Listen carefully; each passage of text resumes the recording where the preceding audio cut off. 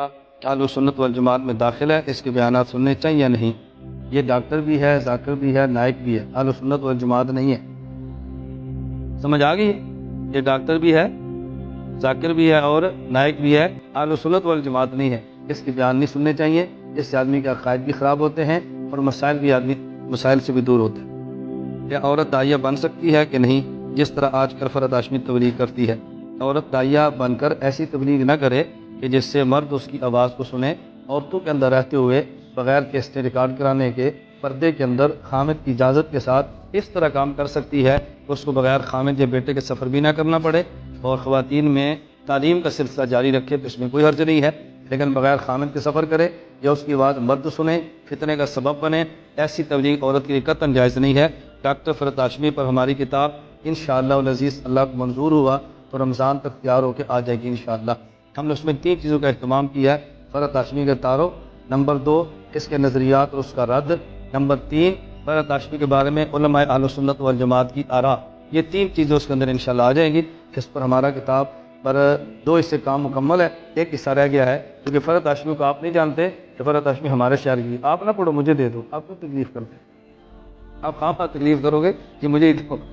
میں اس لیے منع کرتا ہوں، ایک چٹ پڑھ رہے دوسرا بھیجتا ہے، پھر تیجا بھیج رہے کی پڑھ دینے پہ میں چٹ کا جواب دیتا ہوں، یہ پہلی چٹ پڑھ رہے ہوتے ہیں۔ تو جو میرے پاس چٹ ہے یہ میں پڑھ کے سناؤں گا نا، یا میرے اوپر اعتماد نہیں، میں نے غلط پڑھنی ہے۔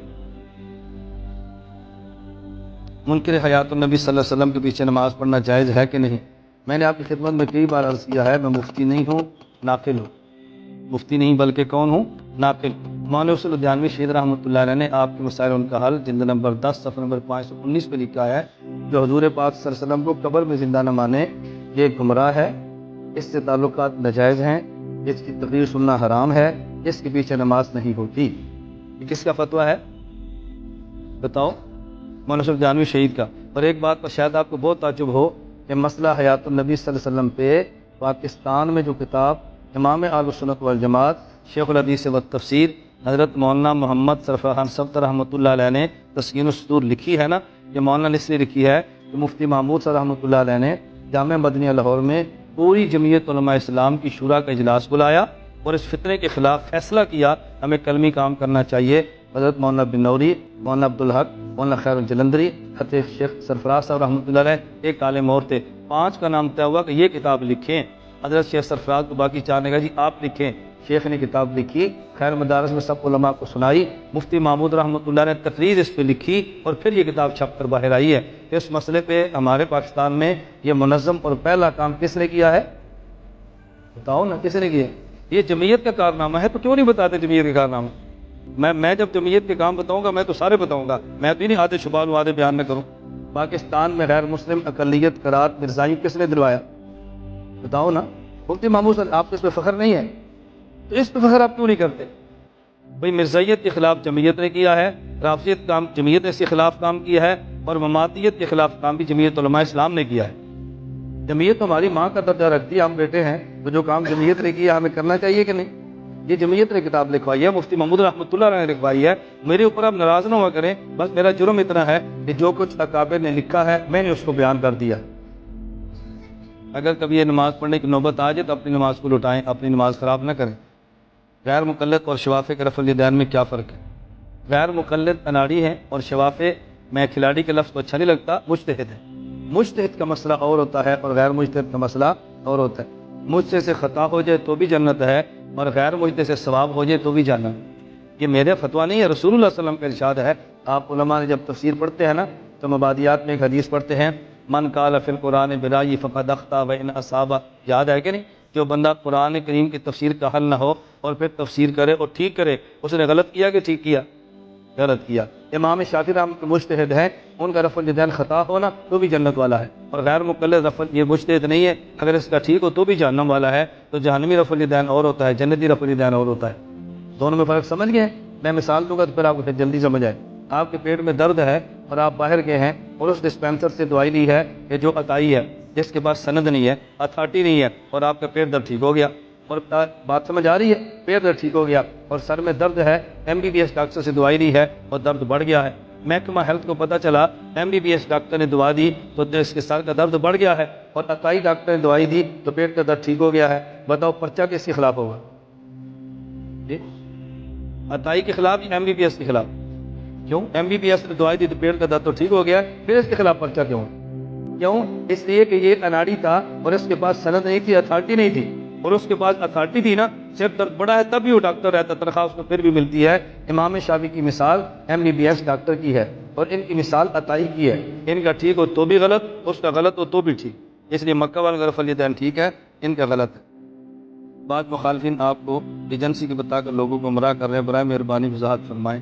جو بندہ کہنا ایجنسی کا ہے اس سے پوچھا کرو کہ مولانا گمن صاحب ایجنسی کی ہم مان لیتے ہیں، یہ بتائیں ان کے ایجنسی پر ہونے کی دلیل کیا ہے؟ یہ تو پوچھ سکتے ہیں نا، اتنی بات پوچھ لیں، جب کوئی دلیل دے تو مجھے بھی بتا دیں۔ جامعہ مدنیہ لاہور میں جاتا رہتا ہوں، تو میں گیا تو وہاں کے ناظم کلمات مولانا عارف صاحب اب کچھ جوڑتے لگے ہیں، میں گیا تو مجھے کہتے ہیں کہ جو بات سناؤں اس ساتھ ہنسنے لگ گئے۔ میں نے کہا پہلے بات سنائیں، ہنس پھر لینا۔ کہتے میرے پاس ایک آدمی آیا، اس نے مجھے کہا جی مولانا جی آپ گمن صاحب ایجنسی کے ہیں۔ میں نے کہا کیسے؟ کہتے ہم نے اسلام آباد ISC کے دفتر سے پیسے لے کر اس کو نکلتے ہوئے اپنی آنکھوں سے دیکھا ہے، میں قسم اٹھا سکتا ہوں۔ مولانا صاحب فرمانے لگے چلو وہ تو ایجنسی کا ہے، پیسے لے کر نکلا، تو وہاں کیا کر رہا تھا؟ تو کوئی جواب نہیں۔ میں نے کہا تو وہاں کیا کر رہا تھا؟ اب اس کا کوئی جواب نہیں۔ بات سمجھ آئی؟ کہتے ہیں جھوٹے آدمی کا حافظہ بہت کمزور ہوتا ہے، اس کو یہ نہیں پتا کہ میرے اوپر الزام کیا لگنا ہے۔ کوئی دلیل تو پیش کرو نا، بڑی گاڑی ہے، اچھا دنیا میں جس کے پاس بڑی گاڑی ایجنسی کا ہوتا ہے؟ گارڈ ہیں، یہ ایجنسی ہونے کی دلیل ہے؟ وہ بھائی گارڈ نادرا بنا رہی ہے، ہر بندے کے بن سکتے ہیں، جو چاہے بنائے، اس کی فیس اور بنا لو، یہ کون سی دلیل ہے؟ دنیا میں جس کے پاس گارڈ ہے وہ ایجنسی کے ہوں گے؟ کوئی ایسی بات کرو جو بنتی ہو، اللہ ہمیں سمجھ عطا فرمائے۔ میں تو اس پر زیادہ صفائیاں نہیں دیتا، میں چاہتا ہوں کہ میرے خلاف یہ لگے رہیں، اس کا مجھے فائدہ یہ ہوتا ہے کہ میں گناہ گار آدمی ہوں، بہت سارے گناہ ہو جاتے ہیں، یہ غیبت کر کے مجھے پاک صاف کر کے سلا دیتے ہیں، تو میرا فائدہ ہے یا نقصان ہے؟ اس لیے یہ لگے رہیں تو اسی میں ہمارا نفع ہے، ہماری نیکیاں ان کے کھاتے، ہمارے گناہ ان کے کھاتے، ان کی نیکیاں ہمارے کھاتے میں آ جائیں گی، تو ہم ایسے جملے کہنے پر خوش ہوتے ہیں، پریشان نہیں ہوتے۔ ہمارا مولانا فضل الرحمان صاحب کی طرف بڑا دل ہے، چھوٹا دل نہیں ہے۔ عمران خان مولانا فضل الرحمان صاحب خلاف باتیں کرتا ہے، اس کے بارے میں کچھ فرمائیں۔